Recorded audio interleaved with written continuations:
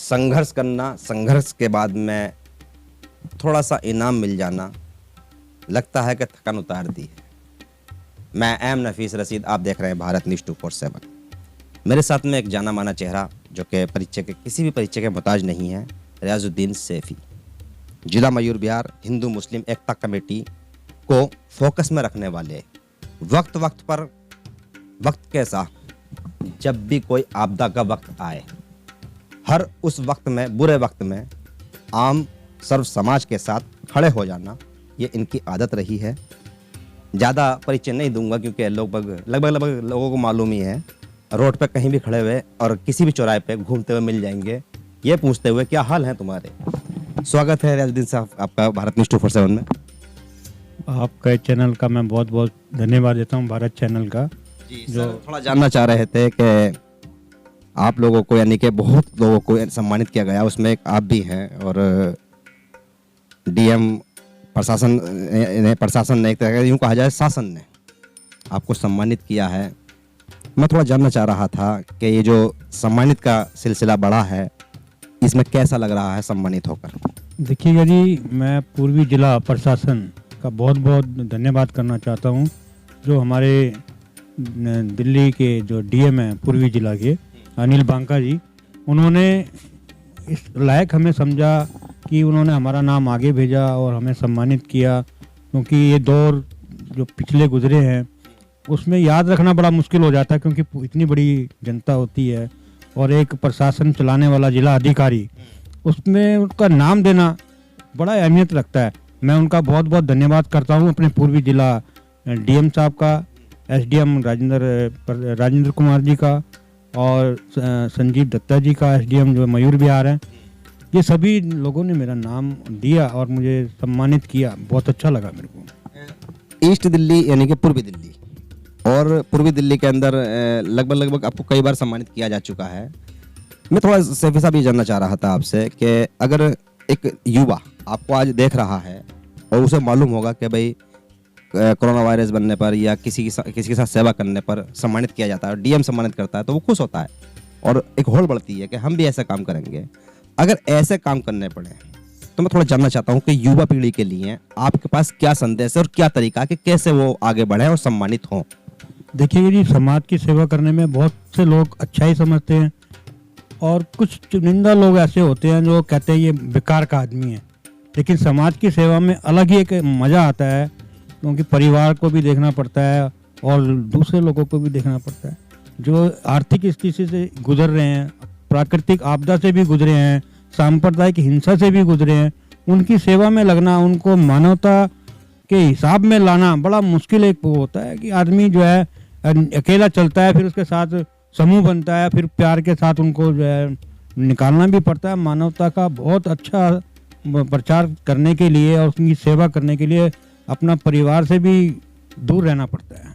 पूरा जिला मयूर बिहार, उसमें 26 लोगों की गिनती हो जाना और गिनती करके उनको सम्मानित करना, आबादी बहुत बड़ी है, सेवा से बहुत लोग जुड़े हैं, कहीं ना कहीं पीछे रह जाते हैं, कोई ना कोई छूट जाता है, या अधिकारियों पे भी एक बड़ा जोर होता होगा कि किसने सबसे अच्छा काम किया है उसको सम्मानित किया जाए। और होता भी यही है, जो सम्मानित यानी कि काम करता है वो सम्मानित होता है, अच्छा काम करता है वही आगे बढ़ता है। सैफी साहब, फिर भी एक और बात बनती है कि आज का जो दौर है बड़ा नफरती दौर बताया जाता है। लोग कहते हैं मुसलमान को हिंदू पे विश्वास नहीं, हिंदू को मुसलमान पे विश्वास नहीं है, और सब तनातनी का माहौल है। इस दौर के अंदर आप कैसे ज़िंदगी जी रहे हैं और ये जो संदेश जाना चाहिए वो क्या जाना चाहिए आपकी ओर से? देखिएगा जी, हम हिंदू, मुस्लिम, सिख, ईसाई, अदर्स जितने भी धर्म हैं, सबका सम्मान हमें करना चाहिए। और ऐसा कुछ नहीं है कि ये हम इस दौर में कैसे गुजर रहे हैं, ये हमारा भारत है, हम जहाँ रह रहे हैं, हमारा समाज है, उसके हम एक दूसरे की हेल्प करते हुए आगे चलें तो कोई जाति नहीं, कोई धर्म नहीं, सिर्फ मानवता ही हमारा पाठ है और हम इसी के ऊपर चलेंगे। चाहे हम किसी धर्म से हों, अगर हम इंसानियत रखते हैं तो हम धर्म को छोड़कर पहले मानवता के ऊपर चलेंगे। फिर हमारा हिंदुस्तान है, हिंदुस्तान एक फूलों का गुलदस्ता है, इसमें तरह तरह के फूल हैं, सबको इकट्ठा करके एक गुलदस्ता बनता है। इसलिए जाति भेदभाव सबको छोड़ना पड़ेगा और प्यार के साथ आगे बढ़ना है, अपने समाज को बढ़ाना है, अपने परिवार के बच्चों को आगे बढ़ाना है और अपने क्षेत्र को बढ़ाना है। फिर भी सैफी साहब, एक आखिरी सवाल मेरा ये है आपसे कि अगर मान लो जैसे कि इलाका बहुत बड़ा है और इस इलाके के अंदर कोई कमेटी, या आप तो जब घूम रहे हैं मिल रहे हैं सबसे तो जानकारी होती भी होगी, क्या लगता है आपको कि किसको आप अपना संदेश दे सकते हैं कि भाई उन लोगों को इस मुद्दे पर काम ज़्यादा करना चाहिए? क्योंकि मीटिंग में मैं भी मौजूद था और मैं देख रहा था, सुन रहा था, जल की बात हो रही थी, सड़कों की बात हो रही थी, सबकी बात हो रही थी। तो ऐसी कौन सी संस्था या गैर सरकारी संगठन या कोई एनजीओ आपकी नज़र में ऐसा है जिसको आप संदेश दे सकें इस मौके पर? क्योंकि देख रहे हैं लोग, समझेंगे भी। तो क्या लगता है आपको कभी इस मौके पर इस सुधार के लिए संदेश दिया जाए? देखिएगा जी, एनजीओ तो बहुत सारी हैं।